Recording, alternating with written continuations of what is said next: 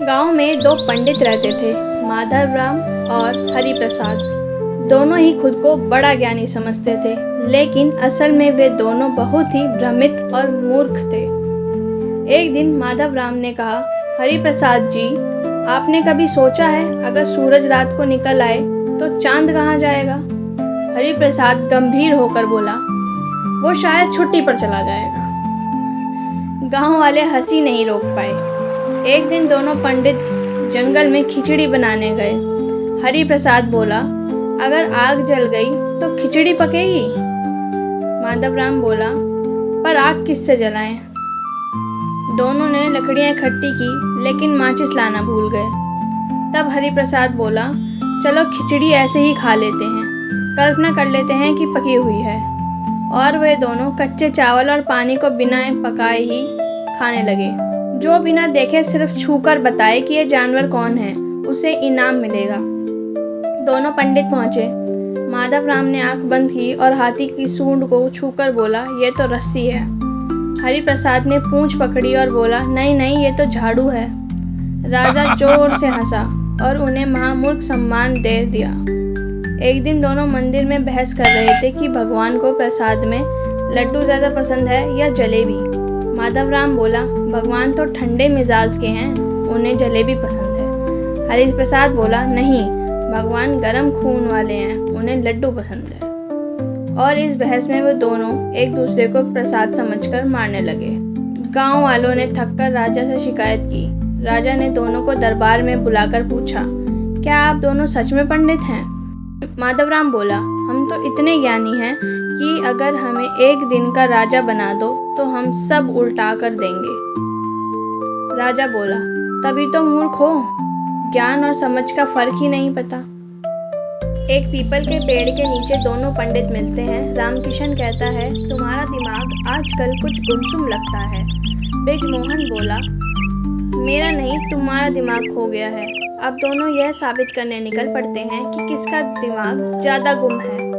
दोनों मिलकर तय करते हैं कि वे अपने अपने दिमाग को खोजने निकलेंगे।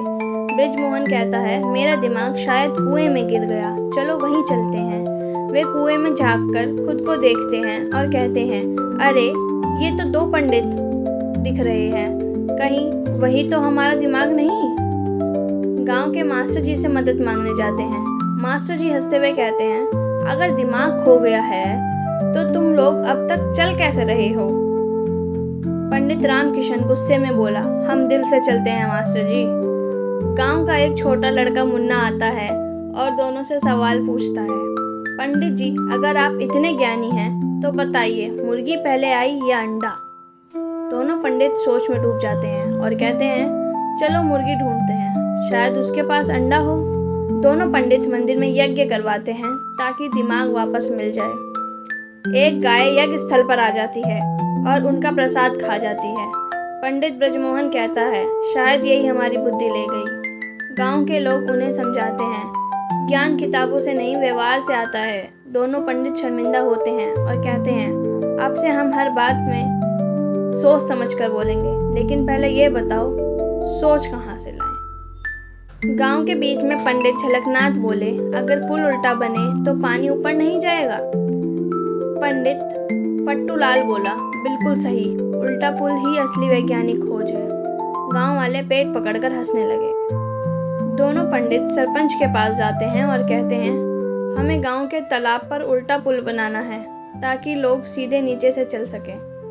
सरपंच उन्हें समझाने की कोशिश करता है, मगर थक कर बोलता है, ठीक है, तुम खुद बनाओ और खुद ही चलो उस पर। दोनों पंडित पेड़ों और बांसों से एक अजीब सा पुल बनाते हैं जो उल्टा लटका हुआ है।